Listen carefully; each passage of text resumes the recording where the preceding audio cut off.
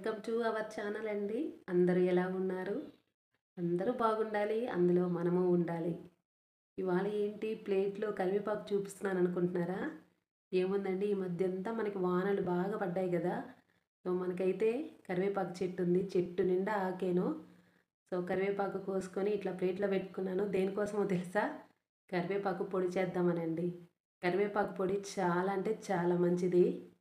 ఇంకా చెప్పాలంటే బాలింతలకి ఒక్క ముద్ద కరివేపాకు వేసి పెడితే చాలు, అంత బాగుంటుంది. ఒళ్ళు తొందరగా ఆరిపోద్ది బాలింతలకి.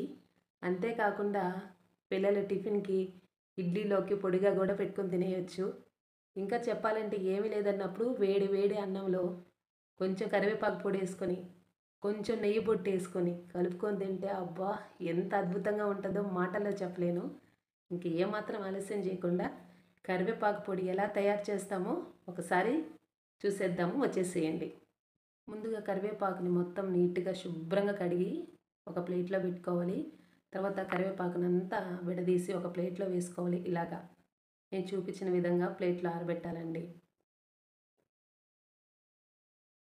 మొత్తం ఆకంతా దువ్వేసేయాలి, ఒక ప్లేట్లో పెట్టేసుకోవాలన్నమాట.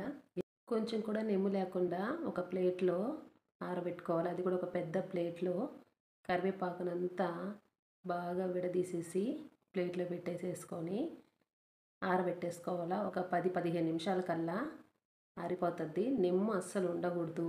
నిమ్ము ఉంటే కరివేపాకు పొడి బూజు పట్టిపోద్ది. సో అందుకని నిమ్ము లేకుండా ఆకుని శుభ్రంగా ఆరబెట్టేసుకోవాలన్నమాట. ఇలాగా నేను చూపించిన విధంగా ఆరబెట్టేసుకోవాలి.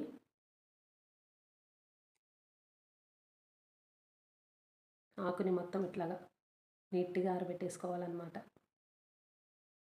అసలు స్మెల్ ఎలా వస్తుందంటే ఆ కరివేపాకు దువ్వి ప్లేట్లో వేసేటప్పుడే స్మెల్ అదిరిపోతుంది. ఇంకా ఈ పొడి చేసేటప్పుడు ఎలా ఉంటుందో ఇంకా వెయిట్ చేయాలన్నమాట. చూసేద్దాము. ఇప్పుడైతే పొడిని ఇలాగా పెట్టేసాము, ఆరిపోయింది చూడండి. ఇప్పుడు బాగా ఎక్కడ నిమ్ము లేకుండా కరివేపాకు అయితే ఆరిపోయిందనమాట. ఇప్పుడు ఈ కరివేపాకు పొడిలోకి కావలసినటివి చూద్దాము. ఒక 10 ఎండుమిరపకాయలు, ఒక 2 స్పూన్ల మినపప్పు, ఒక తెల్లగడ్డ పాయలు పాయలుగా తీసి పెట్టుకోవాలా, ఒక స్పూన్ ధనియాలు, ఒక స్పూన్ జీలకర్ర, 2 స్పూన్ల కల్లుప్పు, కొంచెం చింతపండు. నేను చూపించిన విధంగానే మీరు కూడా క్వాలిటీ అలానే తీసుకోండి. కొంచెం ఏది ఎక్కువైనా తక్కువైనా నిల్వ ఉండేది కదా కరివేపాకు పొడి, వేస్ట్ అవుతుంది. సో నేను చూపించిన విధంగా క్వాలిటీ తీసుకోండి. ఇప్పుడు మనం గ్యాస్ ఆన్ చేసి కడాయి పెట్టేస్తున్నాను. కడాయి హీట్ ఎక్కిన తర్వాత ఒక 2 స్పూన్ల ఆయిల్ వేయాలి.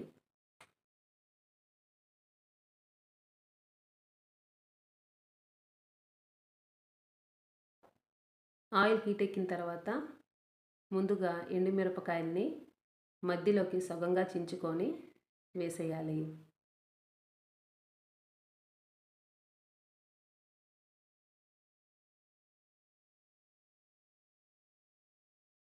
ఈ ఎండుమిరపకాయలు కొంచెం దోరగా ఫ్రై అయిన తర్వాత ఇలాగ దోరగా ఫ్రై చేసుకోవాలి.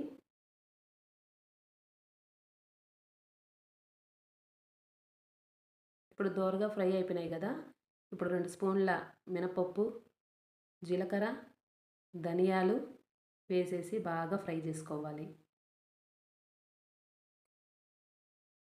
నేను చూపించిన విధంగా మీరు కూడా ఫ్రై చేసుకోండి అలానే.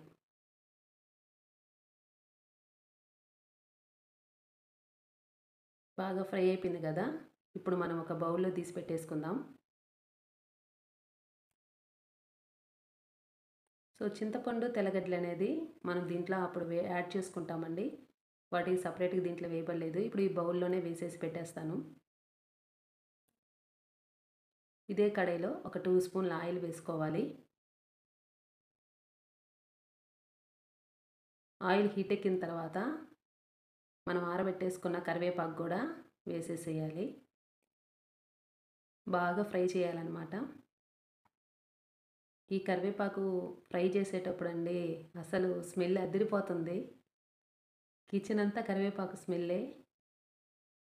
ఎంత బాగొస్తుందంటే అంత బాగుంది.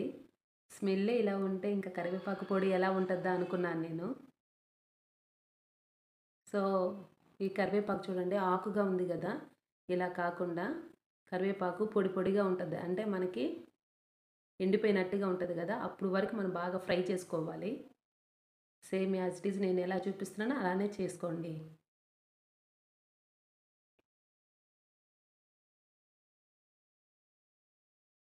ఇలాగ ఇప్పుడు బాగా ఫ్రై అయిపోయింది చూడండి.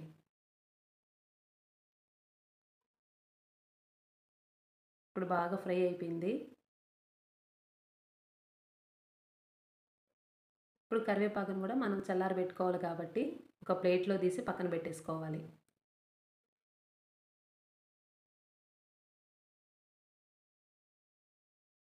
ఇలాగ ఒక ప్లేట్‌లో నీట్‌గా ఇలా తీసి పెట్టేసుకోవాలి. ఫ్రెండ్స్ నా ఛానల్ ఎవరైనా సబ్స్క్రైబ్ చేయకపోతే ప్లీజ్ సబ్స్క్రైబ్ ఫ్రెండ్స్.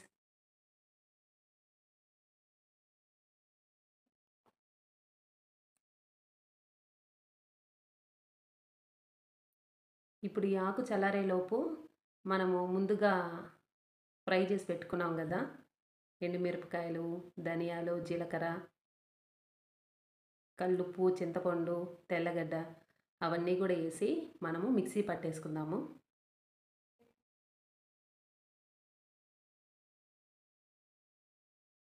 ఇప్పుడు ఓపెన్ చేసి చూద్దాం. పొడైతే రెడీ అయిపోయింది. అలానే కరివేపాకు గూడా చల్లారిపోయింది. ఇప్పుడు కరివేపాకు వేసేస్తున్నాను ఈ పొడిలోనే.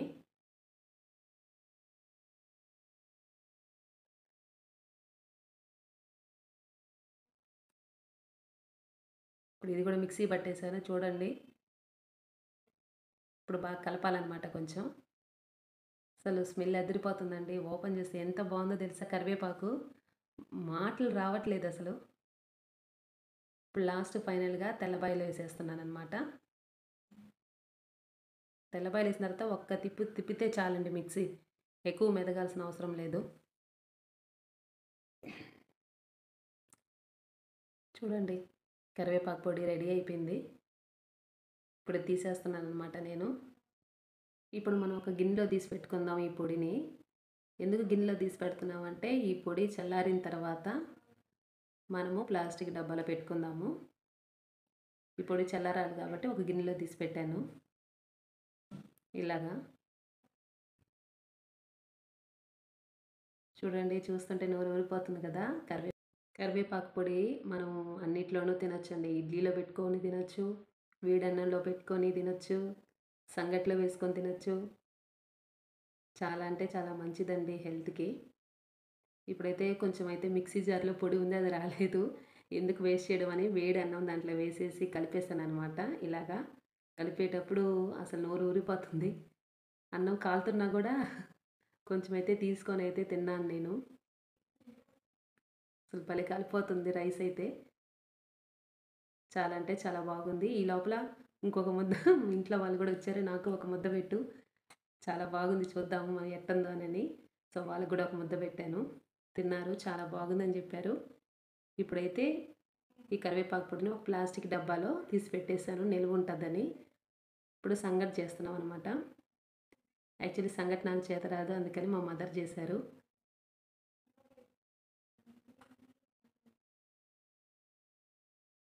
చూపించిన విధంగా సంగటి ప్రిపేర్ చేసి ముద్దలు తయారు చేయాలి.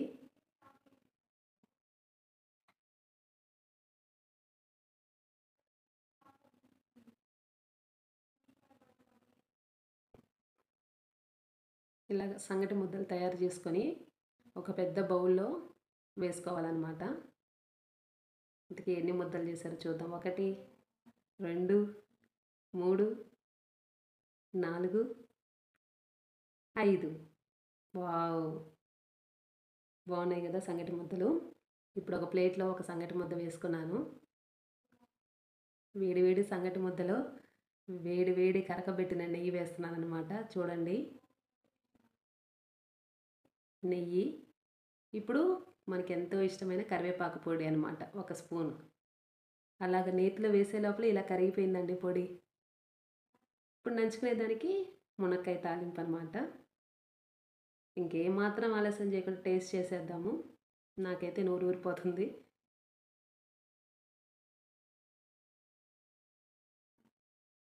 ముంచుకొని తింటుంటే అద్దరిపోతుందనమాట. రాగి సంగటి కరివేపాకు పొడి కాంబినేషన్ బాగుంది కదా. So please subscribe friends. Bye.